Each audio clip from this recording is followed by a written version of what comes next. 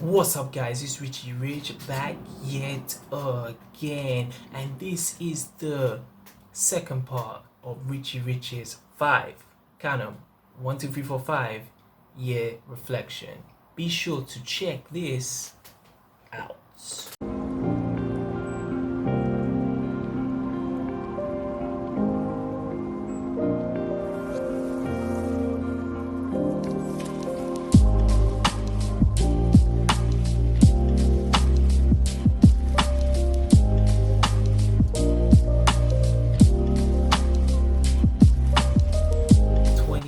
2017, 100% worst year. At the start of 2017, I was still in Sierra Leone. It was a Sierra Leone chick, they like mansion that I used to stay in every time I used to go to Sierra Leone when I was a kid. Because I was like upstairs and she was like at the back. It was like a back guest house. Because the first time like I met her, it's like I kind of just disregarded her because, you know, we all know like the stereotypes or like what people have stories about like Sierra Leone women, and that, you know, with them like just, you know, only wanting people for money. So it's like I made sure that I kind of just kept my distance. But as like guys know, you kind of ignore them, they want you more. Every time when it was silent, like I was in the mansion, she'd come knock on my door, like give me food, you know, like best way to a man's heart and that. It always felt like when I met her it was fate. Sierra Leone, and even though I was born in a first world country, but like, you know, the origin of the rich man is Sierra Leonean. So it just so happened that I met a woman who was in this house that I used to come to a kid. You know, it's like it was destined to happen. And it's like I tried to do whatever I could to like protect it. You know, I used to be like, oh baby, I'll be back. You know, when I left Sierra Leone just to come back to work, because I was working at a new gym this time. I was at this gym and I was always kind of taking time off to go, even if it wasn't to go see her directly. It was even sometimes just to, you know, call up, because it was in Africa. You know, sometimes WhatsApp connection, phone calls are not the best, you know, so my man was buying calling cards, you know. That took so much of my time and mind. By the time I actually got to meet her, because I left in the January of 2017 and I met her again in the April Easter holiday. You know, those 4 months that passed, you know, I wasn't training as much, I wasn't really having the necessary kind of like food intake. My videos were very like infrequent. The only thing I was focused was on this woman. You understand? You know, so remember, because I told the gym I was working that I'm going away again. You know, imagine I started that gym and I left for Christmas and now I'm left for Easter. So they didn't like it, but again, they couldn't say anything, but they just kind of kept a record of it, which would affect me later. And in Easter, I remember, I'll never forget, like the first time I met her again, like at the, because they call it the compound, it was at the front. It was just like very like, you know, like, who are you? You know what I mean? It was just very like when it left in Christmas, it was like you didn't want me to go. Then when I came back, it was like, it's the rich man, yay. I ended up spending like my whole Easter break and it was such a toxic, chaotic environment to stay, because where I was staying in that compound, you had all these kind of flock of Sierra Leone family members, these other people who stayed in that mansion. So I could never ever be direct contact with that Sierra Leone chick, you know. So it made the holiday feel wasteful, you know. And it was really painful, because like, you know, to go to Africa is not an easy feat, you know, because when you go there, it's like you need to make sure your money is in check. You need to make sure that you have enough to really to survive, because you need to be able to take care of yourself. And then if you're with a woman, you have to be in extra kind of you know, mode to take care of her, you know. So I was unprepared. When I got to the mansion, it was like a zoo, and then like I still had to go back to work, knowing that I really didn't enjoy my holiday. So trying hard to protect it, and people warning me about this woman's let's say escapades. You know, she was around, but at that time I didn't know. So a lot of Sierra Leone women the mothers, like say if the mother has a daughter in Sierra Leone, in order to get money to provide for the family, you know, make sure the kids go to school, make sure they get clothes, yada yada yada, they will send their daughter on the streets to go fetch a men and bring them back to their place, knock some boots. Guy, the lucky guy who's knocked some boots, will then provide to the family as a sponsor, you know. I didn't know this shit. Once I came back from the Easter break, you know, I went straight back into work. And the way I had left Sierra Leone with her, because like I said, I didn't really get to spend too much time with her, found out what she, you know, that she was sponsoring. Remember, I just didn't want to believe her, you know, and I was just like, oh, okay, you know what I mean? I said, like, I'm gonna come back to the work environment, get enough money, and head straight back in my homeland. When you get ghosted on text, it started to happen, you know, because you sometimes get that benefit of the doubt, you know, being you know, the WhatsApp connection is not going to be that strong, okay, to Africa. So you're like, alright, so no problem. But then it's like start ghosting me for like days, weeks, even it went to months, you know. I ultimately end up like deleting me on Facebook. Legal hustler, where I stayed and where that Sierra Leone woman stayed, they were all within the same compound. So even when I left to go back to work, he was giving me updates. And he was telling me, Richie, this girl sponsors men. Please don't make a mistake. You know what I mean? She's not the one. You know, go find another girl. And actually, what ended up happening was I came back to work, and I came back in Eastern State for 4 months till around September. You know, so this is when the awful mudslide happened in Sierra Leone 2017. So I had enough money saved. So I said, let me go back there. So that Sierra Leone woman stayed in the mansion from when I left in Easter to all the way, so about 4 months till I came back in like September. You know, 4 months. I found out from the legal hustler that she was bringing other men to the compound, doing her business, getting their money, and then going elsewhere, you know, for her family. You know, she had 2 younger brothers and her mother who was inside that compound as well. So stressed and burned out with what everything was going. I thought my whole world was crashing down. I accidentally like broke the laptop at my place. You know, I had a place thing when I was meant to do like a pool test. I spilled the water and broke the laptop, you know, and legit thought I was gonna get fired on the spot, but they gave me a chance, and that was like the first of many chances to come. It's like when I was at my work, like they would give me kind of like these kind of meetings, you know, they would meet certain staff members to see how their progress were doing, and they would kind of tell me like, is everything okay? Hey Rich, you know, is there anything you want to tell us, you know? And I so believe like these lot wouldn't understand what was going on. I didn't tell them, you know, which was one of the most huge mistakes I did, you know, because where I come from, like how I've kind of been, you know, going through school, going through college, going through, you know, university, all of that, I've had to be like a kind of believe like DUI attitude, do it yourself attitude. So my problems is like I try not to put it onto someone else's problems. I'm like, I will always find a solution.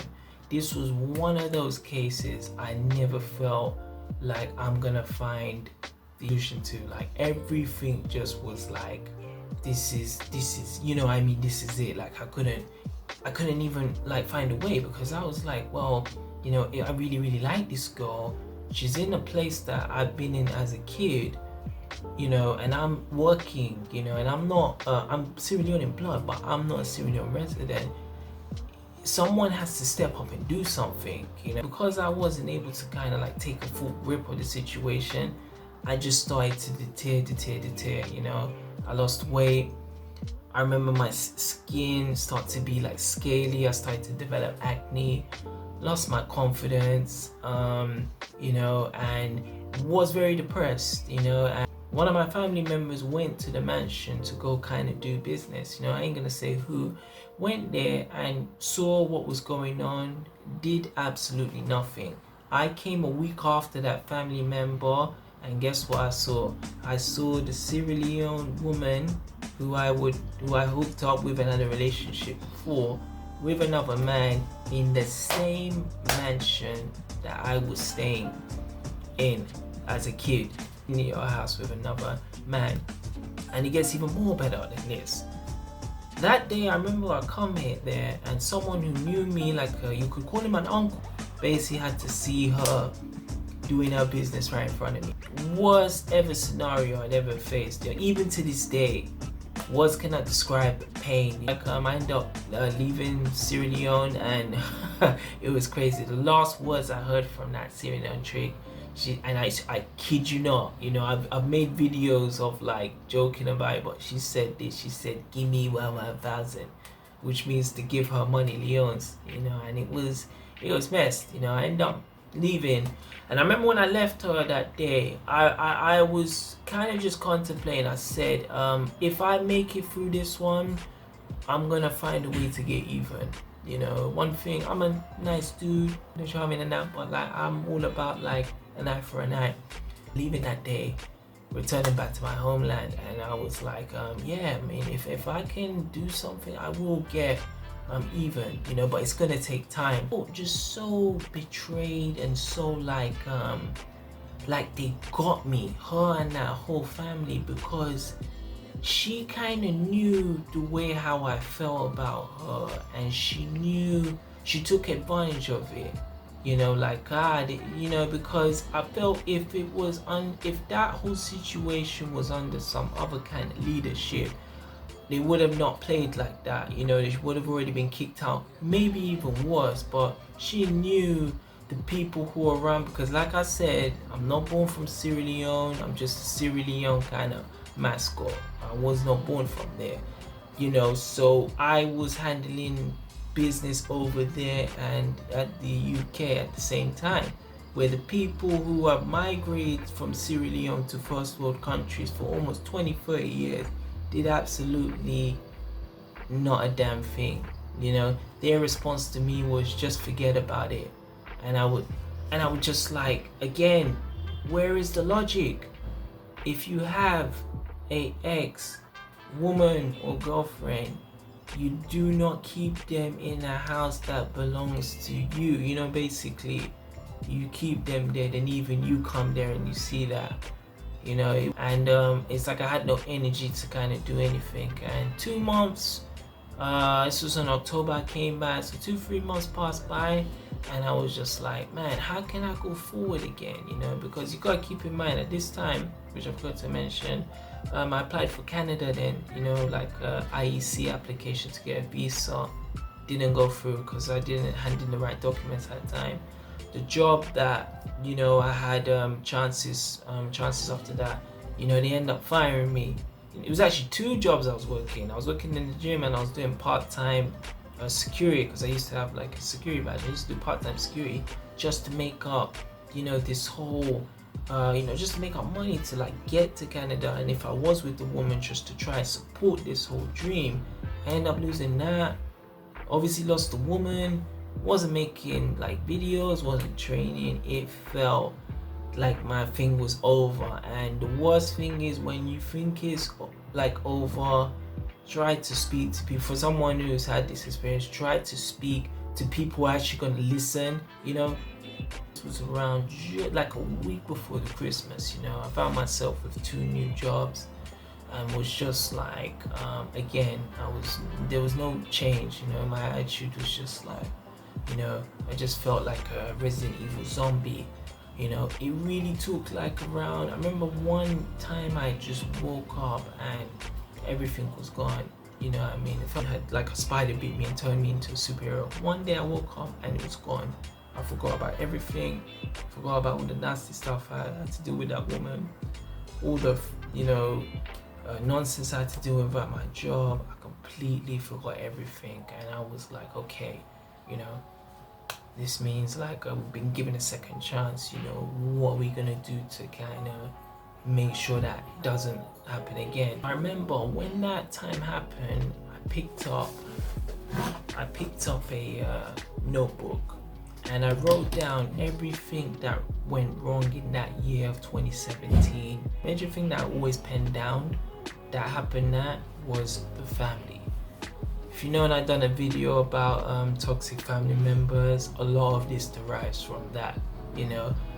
As I said, I said it and I said it before, and I remember that day I woke up, I was like, if this woman wasn't with you, why was she still at the house? They built this house from like 2 decades ago, almost. I came 26 to 27, so almost like you're talking 15, 2 decades ago. For her to still be in the house when you built that, it's like, you know, you built your car and someone just came in your car and just drove it away. You're gonna be happy with that? Nah, you would go into like a serious kind of like ways to get even with that person. So I remember when that happened, I knew that these toxic family members, I had to do whatever I can to slowly separate myself with them. So it was one of the times that certain family members, I kind of just turned the volume down, what they would say, nod my head and just did my own thing. It was an immediate effect, because I was like, I can never ever put myself in this danger again. Needed decision that should have happened even before I went Sierra Leone, you know, to kind of like separate myself with the family. Because as I said, that Canada application, I was doing that hand in hand, dealing with the job, dealing with the Sierra Leone woman, still having to keep in shape because, you know, you're training clients, you're teaching classes, all that, and I wasn't getting any support from my family. Never, not even before that, you know. But this was like WrestleMania kind of like not supporting you. Be sure to check the next video.